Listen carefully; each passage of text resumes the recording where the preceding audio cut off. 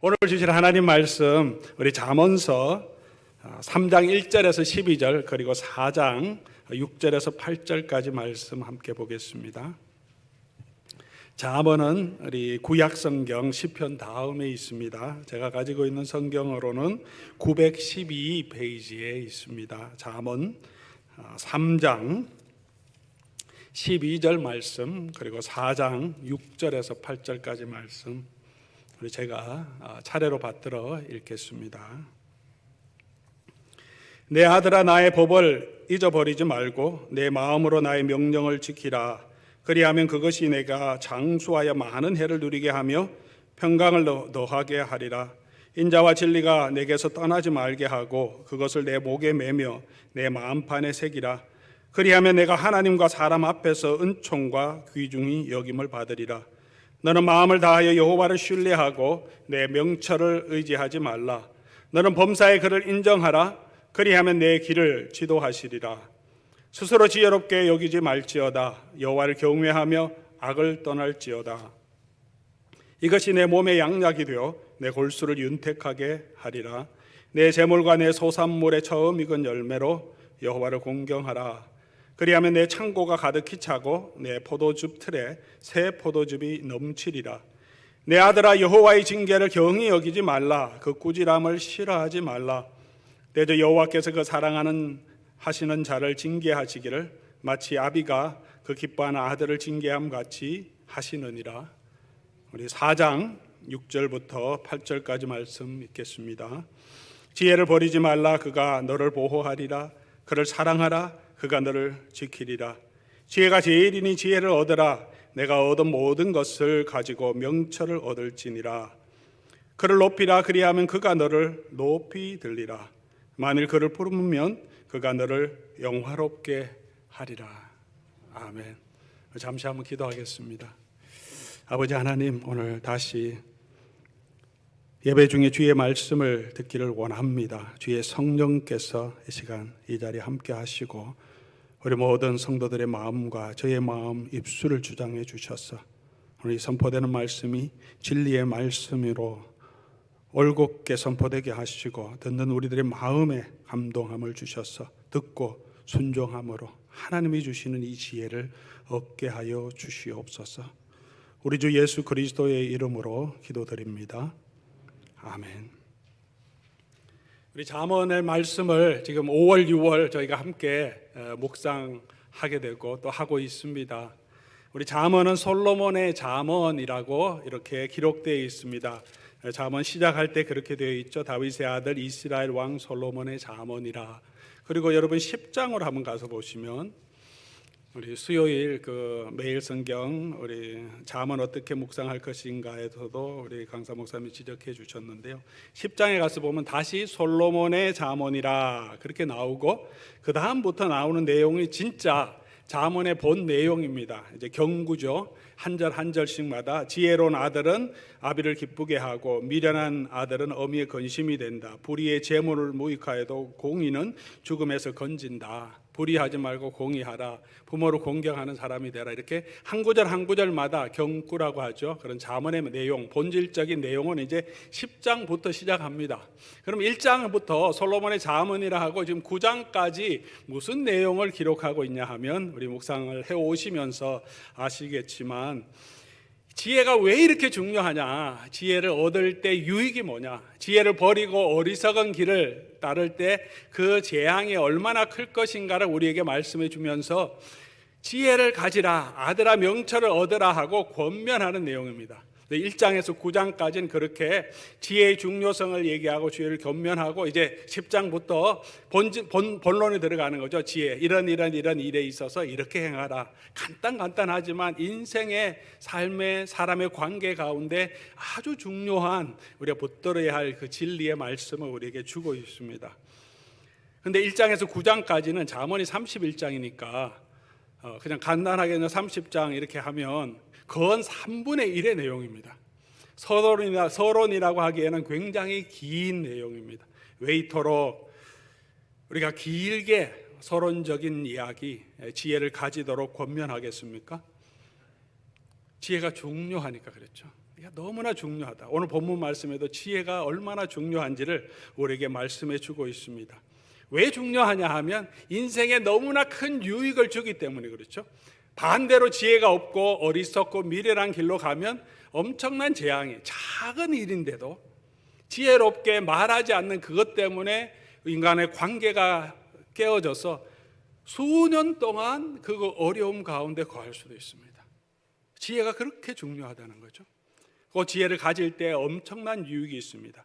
아마 계속 말씀을 묵상해 오신 분들은 이미 어느 정도 많이 보셨겠지만 우리 구절마다 이 1장에서 9장까지는 지혜가 왜 중요하고 왜 유익이 되는지 말합니다. 1장 지난주에도 설명했지만 지혜는 1장 5절, 4절, 5절 보면 어리석은 자, 또 어린 자, 젊은 자를 근신 있게 도와주고 지혜를 주고 지혜로운 자, 또 나이가 든 사람에게도 더 큰 명철을 준다 말합니다.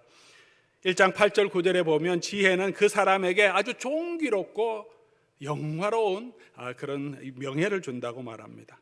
2장으로 넘어가서 보면 모든 것이 또 지혜의 축복인데 먼저 하나님을 알게 됩니다. 2장 5절 여호와를 경외하기를 깨달으며 하나님을 알게 되리니, 지혜로운 자가 하나님을 알게 된다. 그리고 7절부터 2장 7절부터 22절까지는 악한 길과 패역한 길에서 우리를 지켜주고 지혜를 얻으면 재앙에서 우리를 보호해 준다는 내용을 쭉 기록하고 있습니다. 3장으로 넘어가서도 마찬가지입니다. 3장 14절 보면 지혜는 은과 금, 실버 그런 것보다 더 귀하다. 지혜를 얻기 위해서 내 가진 것을 다 투자하라고 말합니다.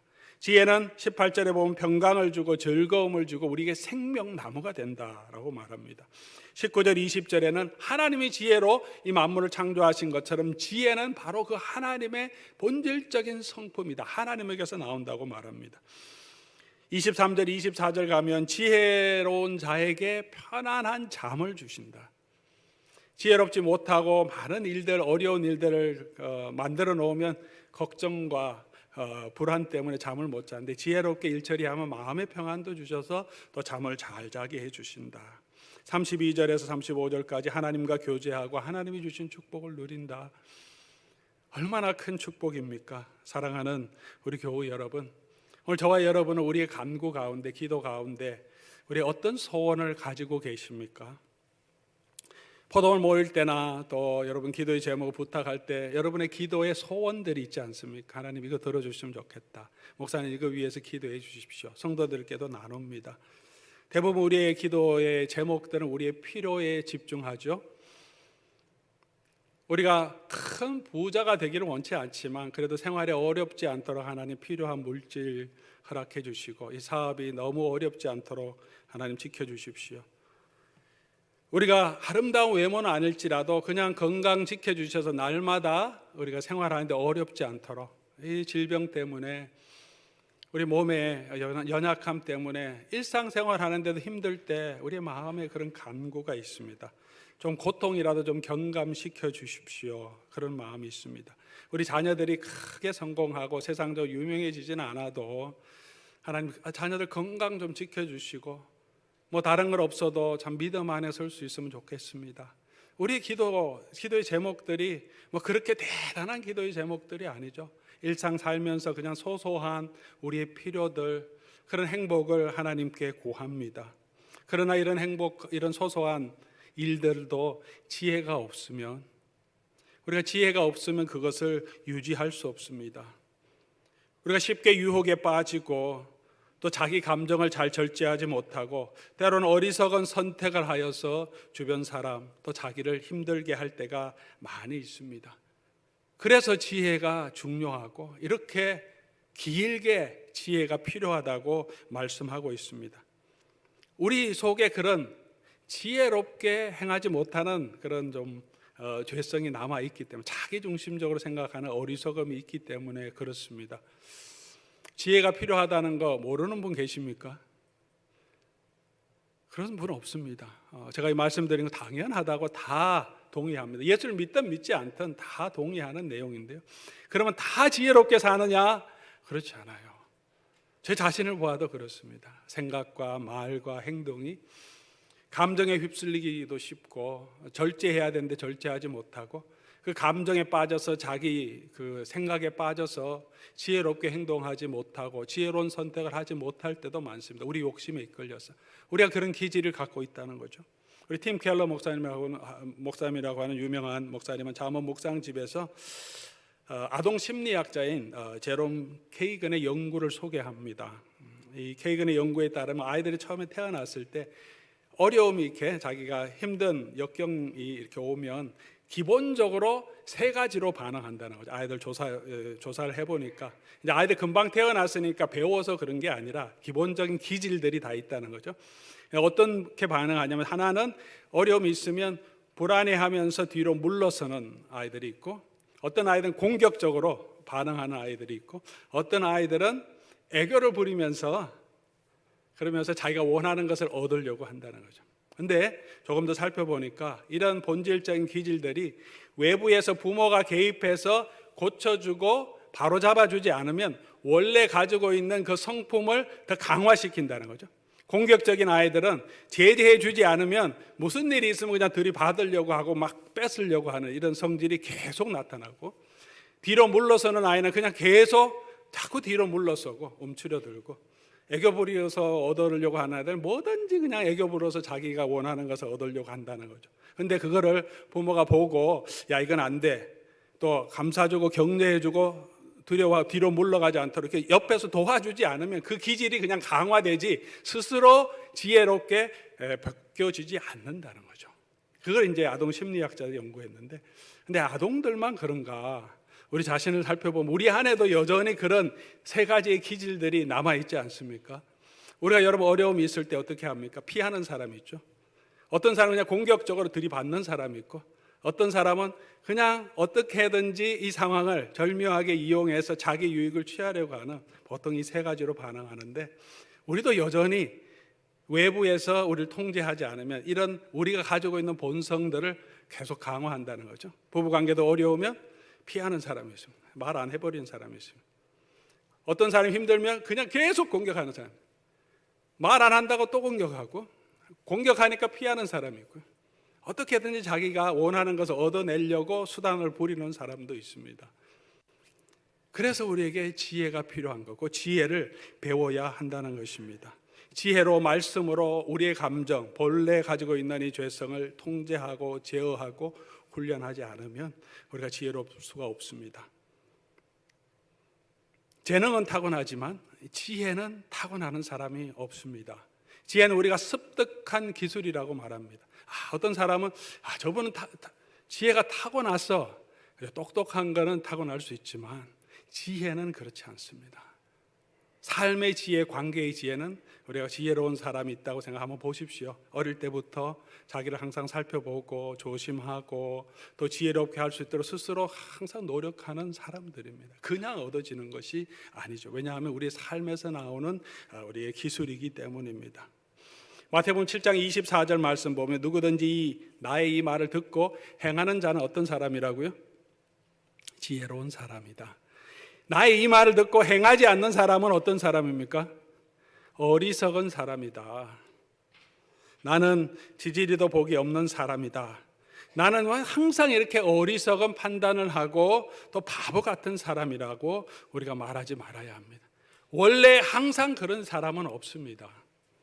원래부터 지혜로운 사람이 있는 것은 아니고요. 나의 이 말을 듣고 예수님의 이 말씀을 듣고 순종하는 자가 지혜를 얻는 자이고요.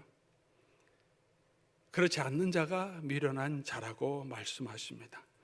주야로 주의 말씀을 묵상하는 자가 지혜롭고 행복한 사람이라고 말합니다. 사랑하는 교우 여러분, 혹시 오늘 나는 좀 지혜가 없어 낙심하지 마시기 바랍니다. 오늘 이 말씀을 듣고 또 계속 우리가 하나님의 말씀을 듣고 묵상하고 그 말씀을 마음에 품고 순종하는 자는 하나님께서 지혜를 주시고 지금보다는 조금 더 내일 조금 더 지혜롭게 하시고 내년에는 조금 더 지혜롭게 하시고 우리가 지혜롭게 선택하고 행동할 수 있도록 허락해 주십니다.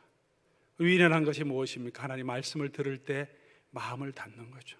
이 축복된 자리, 이 말씀이 선포되고 특별히 예수님을 믿고 예배하는 저와 여러분들은 날마다 매주마다 하나님의 지혜의 말씀을 듣는데, 믿지 않는 사람들은 어쩔 수 없지만 들음에도 불구하고 듣고 그 말씀을 깨닫고 순종하면 모두가 지혜로운 사람을 하나님께서 만들어주시고 약속해 주셨는데도 불구하고 우리가 그 지혜 가운데 거하지 못한다는 거 얼마나 안타까운 일입니까? 오늘도 우리 마음으로, 저희 마음에 또 설교를 준비하면서 계속 기도의 제목이면, 저도 이 말씀을 통하여서 좀 지혜롭게, 더 지혜로울 수 있도록 우리 모든 성도님들이 간절한 마음으로 이 하나님의 말씀을 듣고 순종함으로 우리 모두가 우리의 삶에 조금씩 더 지혜로운 삶을 얻어갈 수 있기를 간절히 바랍니다. 그렇다면 이제 오늘 이 말씀 통하여서 지혜로운 자가 되기 위해서 어떻게 훈련해야 되나? 지혜는 그냥 주어지는 것이 아니라 습득하는 것이라고 했는데, 어떤 훈련을 해야 되나? 3장 1절에서 12절 말씀이 지혜자의 특징을 우리에게 보여줍니다. 다시 말하면 이렇게 훈련하면 우리가 지혜롭게 된다는 것을 우리에게 보여줍니다. 우리 오늘 1절에서 12절까지 그리고 4장의 말씀 통하여서 6가지 훈련, 지혜에 꼭 필요한 훈련, 이 말씀을 통해서 한번 살펴보며 우리가 조금 더 하나님이 주시는 지혜로 채워가는 시간 되기를 바랍니다. 첫 번째로, 자기의 우상을 내려놓고 여호와를 신뢰해야 합니다. 5절 말씀이죠. 너는 마음을 다하여 여호와를 신뢰하고 내 명철을 의지하지 말라. 사랑하는 교회 여러분, 우리가 살다가 힘들고 어려운 일, 걱정, 근심이 되는 일들 언제 그렇습니까? 우리 사업이 힘들 때, 우리 자녀들에게 문제가 생겼을 때, 내 건강에 문제가 생겼을 때, 부부 관계에 어려움이 있을 때 우리가 낙심하고 근심하고 걱정하고 두려워하지 않습니까? 특별히 이런 것들이 내 삶의 의미였고 내 행복의 근거였을 때 우리 더 많이 흔들립니다. 어떤 분이 사업에 자기 인생을 다 걸었어요. 모든 것을 투자했습니다. 젊음을 다 바쳤습니다. 때로는 가족과 자녀 관계 가운데서도 시간도 다 못하고 이 사업 성공하기 위해 다 걸었는데 사업이 어려워졌다. 어떻게 했습니까? 그 마음이 얼마나 힘들고 어렵겠습니까?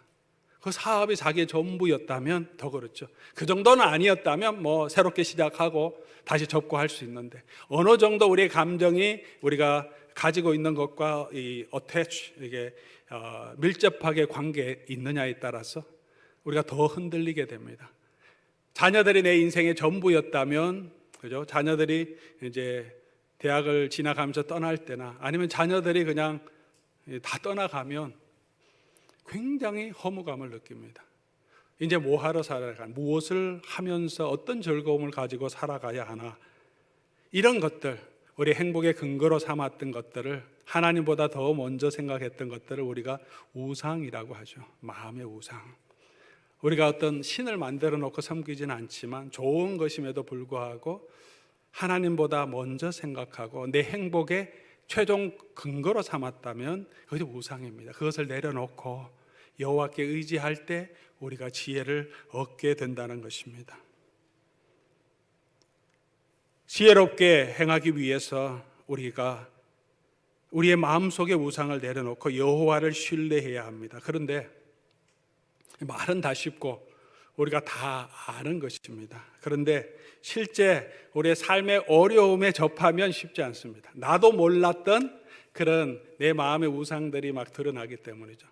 전혀 내가 사업이 내 삶의 우상이 되지 않았다고 생각하는데 실제 그 문제가 생기면 내가 너무 걱정하고, 자녀가 내 건강이 나의 우상이 아니라고 생각했는데 막상 내 삶의 건강에 문제가 생기면 너무 두려워하는 거죠.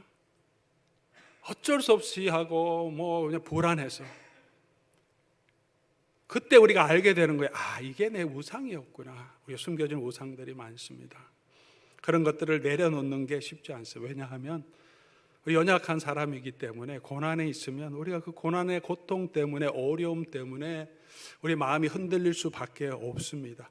그래서 그때 흔들리는 마음으로, 두려운 마음으로 결정하고 행동하는 것, 그렇게 많이 하는데 그게 지혜로운 결정은 아니지 않습니까? 마음이 평온할 때, 지금 그 문제가 없을 때 그런 상황이 생기면 이렇게 해야지 하는 게 더 지혜로운 판단이죠. 근데 우리가 감정에 쏠리고 어려움에 있으면 그 생각을 못 하는 거죠. 근데 그때 여호와를 더 의지할 수 있게 되는 것은 지금 우리가 여호와를 의지하는 훈련들이 있어야 된다는 거죠.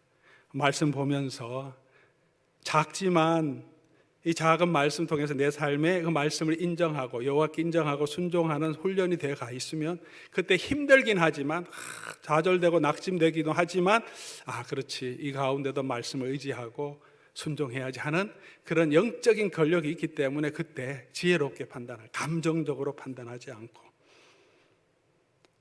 우리 공동체 훈련 가운데 이런 훈련이 있죠. Trust Fall이라고 한국말로 하면 신뢰 훈련, 신뢰 뭐라고 할까요? fall 떨어짐 이렇게 설명드리면 이렇게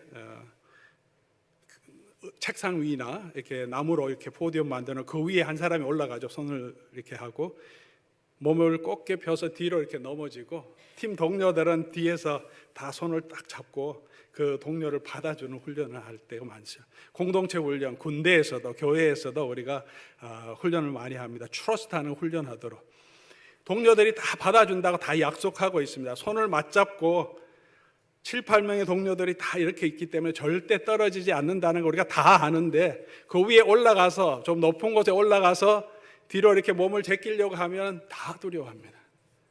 두렵기 때문이죠. 우리가 다 그런 공포가 있기 때문입니다. 근데 그 공포를 극복하지 못하면 그 신뢰를 경험할 수가 없죠.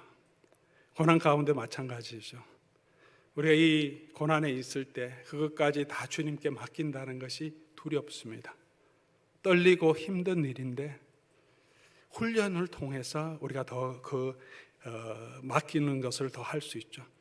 한번 해보면 내가 머리가 안 떨어지는 걸 경험하게 되고 그 다음에 한 번 더 하면 조금 더 쉽게 넘어질 수 있습니다.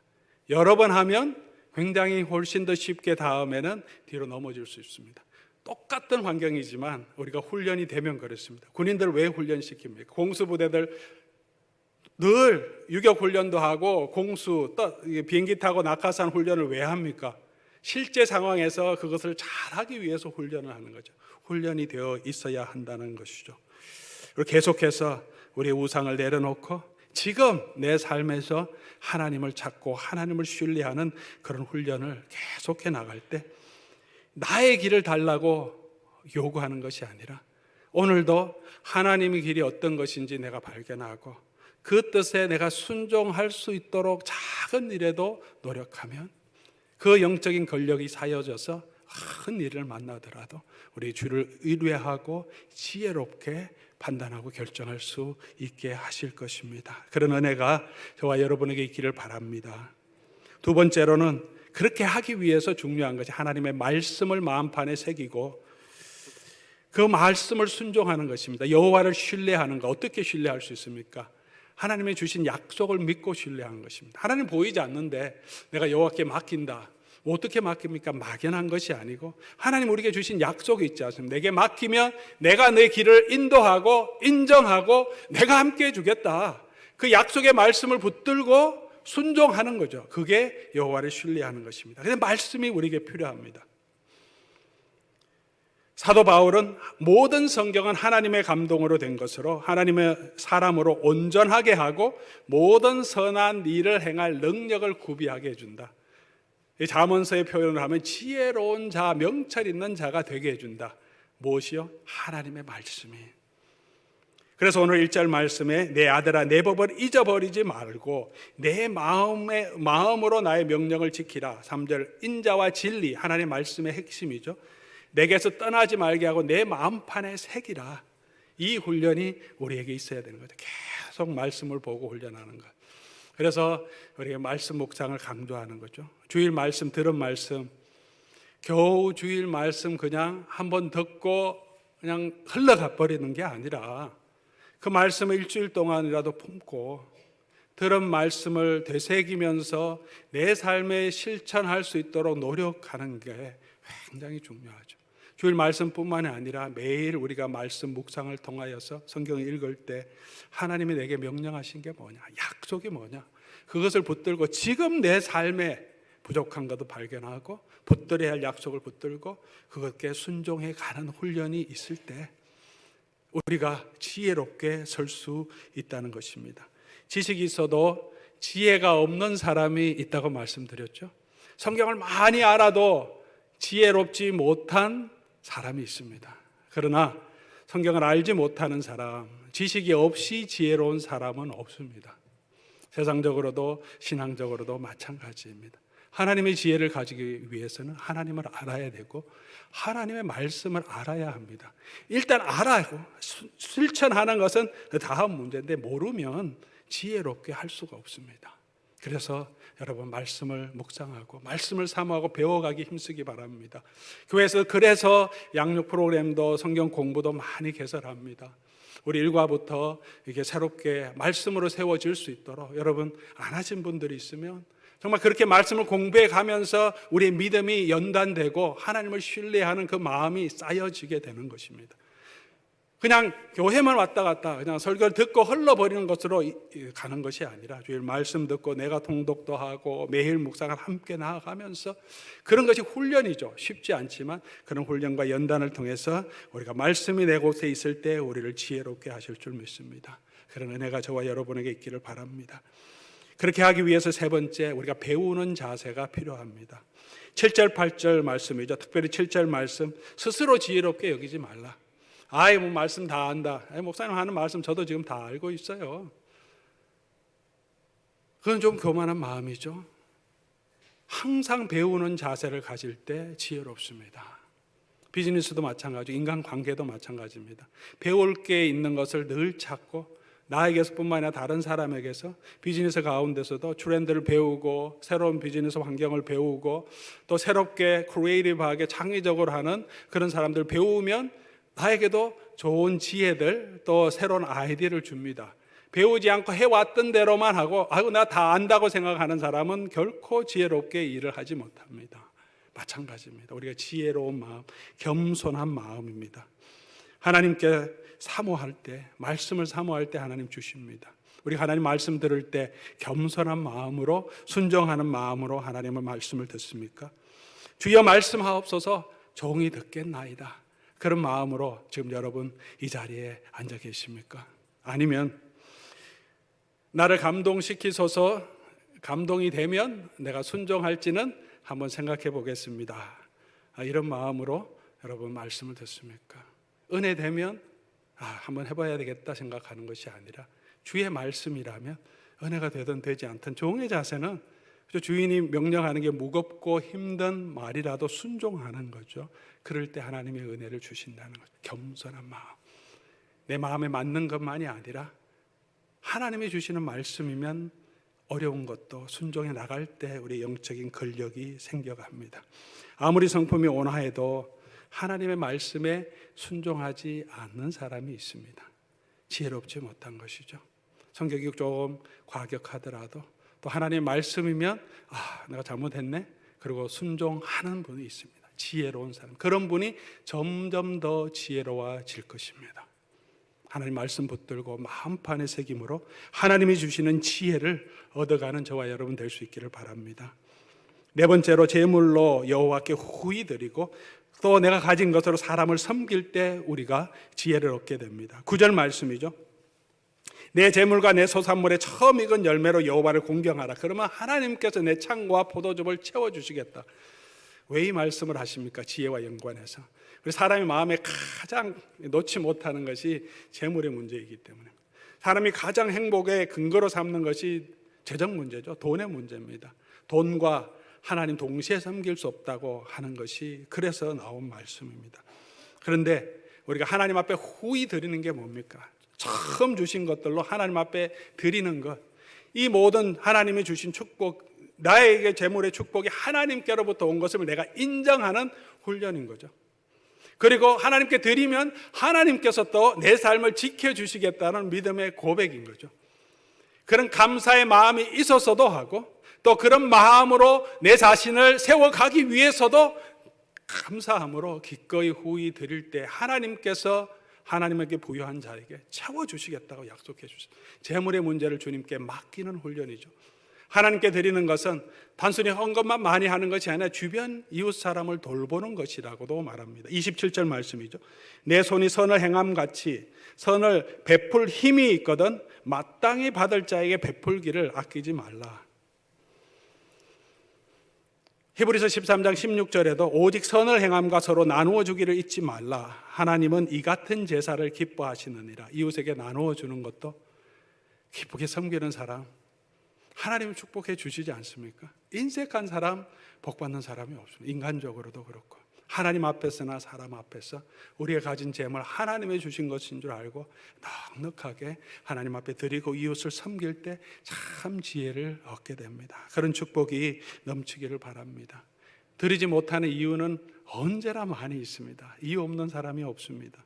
어떤 농부가 소를 가지고 있었는데 한 번은 소가 새끼를 낳았는데 쌍둥이를 낳았습니다. 두 개의 송아지를 한꺼번에 낳았어요. 너무 기뻐서 목사님 전화해서 목사님 하나는 우리 쓰지만 하나는 교회를 위해서 내가 헌금하겠습니다. 그런데 점심 후에 몇 주 지난 다음에 이 농부가 급하게 다시 목사님께 연락 왔습니다. 아침 일찍 목사님 어젯밤에 이 송아지 둘 중에 하나가 죽었습니다. 근데 죽은 게 마침 제가 하나님 앞에 드리려고 했던 그 송아지였습니다. 그렇게 말했다는 거죠. 드리지 않으려고 하면 우리가 이유가 너무 많아요. 필요가 많고 이렇게 해야 되는 일도 많은데 드리려고 하면 기쁘게 또 하나님 앞에 드릴 수 있습니다. 훈련을 해야 되는 거죠. 또 그런 훈련을 통하여서 물질이 아니라 여호와를 신뢰하기를 배우는 그런 저와 여러분 될 수 있기를 바랍니다. 다섯 번째로 고난을 통해서 배워야 합니다. 11절 12절 말씀이죠. 내 아들아 여호와의 징계를 경히 여기지 말라. 그 꾸리질함을 싫어하지 말라. 대저 여호와께서는 그 사랑하는 자를 징계하시느니라. 마치 아비가 그 기뻐하는 아들을 징계함 같이 하시느니라. 때로는 우리 미숙함 때문에 어리석은 선택 때문에 말 때문에 행동 때문에 우리가 나의 삶에도 힘들고 주변 사람도 힘들게 하는 그런 일들이 있습니다. 어떤 사업에 선택하고 이사하거나 무슨 직장을 선택할 때도 잘못할 수가 있죠. 그래서 우리에게 어려움이 있을 수 있습니다. 하나님이 주시는 디스플린이죠. 잘못됐는데 어리석은 선택을 했는데 일이 잘 돼버리면 그것이 축복이겠습니까? 저주이겠습니까? 잘못되면 거기서 깨닫는 게 얼마나 많습니까? 근데 잘못하고 있는데 하나님을 떠나서 살고 있는데 사업도 계속 잘 되고 가정에 어려움이 없으면 절대 축복이 아니죠. 하나님의 징계는 우리의 실수에서부터 오더라도 우리를 사랑하시기 때문에 때로는 어려움을 주신다는 것입니다. 내가 감당할 수 없는 내 손을 벗어난 어떤 재난도 있습니다. 우리는 할 수 없죠. 그럴 때 하나님 우리를 위로하시고 보호하시지만 많은 경우에는 내가 잘못 선택해서 내가 촉발한 문제가 참 많습니다. 그래서 어려움이 있을 때 여러분 낙심만 하지 마시고 그 일을 통하여서 어렵게 되었어요. 그래도 잘 됐으면 좋겠는데 왜 이런 어려움을 주십니까? 하지만 하나님 우리를 사랑하신다는 기억하고 그것을 통해서 배우는 저와 여러분 될 수 있기를 바랍니다. 실패를 통해서 잘못을 통해서 배우는 자가 정말 지혜로운 자이죠. 잘못은 했는데 배우지 못하면 그 일이 지나가고 나면 똑같은 잘못을 또 하게 되지 않습니까? 저도 그럴 때가 얼마나 많은지. 한번 잘못했으면 참 겸손하게 문제를 살펴보고 내가 뭐가 문제였는가. 운동선수도 그렇게 하지 않습니까? 게임을 했는데 졌어요. 그러면 정말 좋은 선수와 코치들은 그거 복귀합니다. 영상을 다 보면서 이때 어떻게 했나? 왜 내가 긴장했냐? 왜 이런 기술을 그때 쓰지 못했느냐? 이렇게 공격하면 이렇게 해야 되는데 복귀하고 훈련하면 그 다음에 아주 그 경기를 다없이 할 때는 잘할 수 있습니다. 그것이 지혜죠. 그 과정이 쉽지 않습니다. 자기의 부족함을 살펴봐야 하니까. 누구나 그런 마음이 있죠. 내 부족함을 지적받든지 내가 스스로 보려고 하면 힘들어요.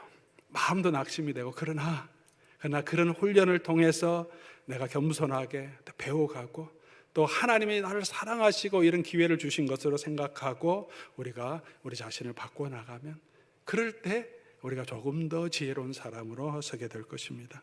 마지막으로 말씀드립니다. 끝까지 포기하지 말고 지혜를 추구하시기 바랍니다. 4장 6절 8절 말씀이죠. 지혜를 버리지 말라. 그가 너를 보호하리라. 지혜가 제일이니 지혜를 얻어라. 지혜를 높이라. 그리하면 너를 높이 들리라. 이때까지 말씀드린 훈련이 쉬운 일이 아니지 않습니까? 정말 쉬운 일이 아닙니다. 지혜롭게 되는 거 쉬운 일이 아닙니다. 그러면 아유 힘드니까 그냥 안 할래. 그러면 우리의 삶에 덜 어렵고 더 행복해지겠습니까? 기회를 추구하지 않으면, 이런 훈련을 하지 않으면 우리는 그냥 행복할까요? 그렇지 않죠. 계속 어리석고 미련한 실수를 계속 반복함으로 더 많은 어려움, 똑같은 어려움을 또 당하게 되는 거죠. 그러지 않기 위해서 지혜를 가지라고 하는 거죠. 지혜가 우리에게 꼭 필요하고 끝까지 우리가 놓치지 말고 힘들다고 포기하지 말고 끝까지 지혜를 추구하는 저와 여러분 될 수 있기를 바랍니다. 구하라 그리하면 주실 것이고 지혜를 구하는 저와 여러분 될 수 있기를 바랍니다. 찾으라 그러면 찾을 것이고 구하지만 하지 말고 찾아야 합니다. 지혜를 주십시오 하고 찾지 않으면 찾을 수가 없습니다. 지혜를 주십시오 했으면 오늘 이 말씀대로 이렇게 훈련해 가면 반드시 저와 여러분을 하나님 지혜롭게 하실 것입니다. 이런 마음이 있으면, 그런 훈련이 쌓이면 말씀 묵상을 통해서 훈련하고 지혜, 하나님의 사랑을 보고 하나님 앞에 후히 드리기를 노력하면 분명코 오늘보다 내일이, 올해보다 내년에 저와 여러분은 훨씬 더 지혜롭게 하나님 만들어 주실 것입니다. 지혜만 주시는 것이 아니라 그 지혜를 통하여서 마음의 평안도 주시고 재물의 축복도 주시고 관계의 기쁨도 주시고 많은 사람들이 존귀하게 하는 하늘 나라에서뿐만이 아니라 이 땅에서도 하나님이 주시는 그런 축복을 누리는 자가 될 줄 믿습니다. 그런 은혜가 저와 여러분에게 오늘 우리 교회에 함께하기를 주의 이름으로 간절히 소원합니다.